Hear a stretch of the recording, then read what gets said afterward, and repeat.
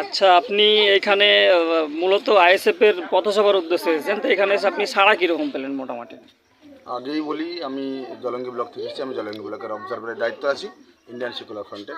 তো আমাকে ব্লক সভাপতি, আমাদের ভগবানগোলা ব্লক সভাপতি আমাকে ইনভাইট করেছে এখানে। এখানে এসে দেখলাম যে সাধারণ মানুষ, গ্রামের মানুষের যে চাহিদা, যে সাধারণ মানুষের যে উত্তেজনা, এই আইএসএফের প্রতি যে ভালোবাসা, সেই ভালোবাসাটা আপনিও দেখছেন এবং আমরাও দেখছি। এখন আশেপাশে যারা আছেন তাদেরকে সবার মধ্যে একটা উৎসাহ যে আমরা একটা স্বচ্ছ এবং সৎ নেতা আমরা কাছে পেয়েছি এবং এই দলটাকে আপনাদের এখানকার সবার পছন্দ এবং সবাই উৎসাহের সহিত এখানে যোগদান করেছে।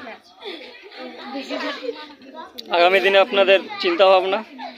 আগামী লোকসভা নির্বাচন 2024-এ, এই লোকসভা নির্বাচনকে পাখির চোখ করে আমরা ব্লকে ব্লকে, প্রত্যেকটা মুর্শিদাবাদ জেলার প্রত্যেকটা ব্লকে, প্রত্যেকটা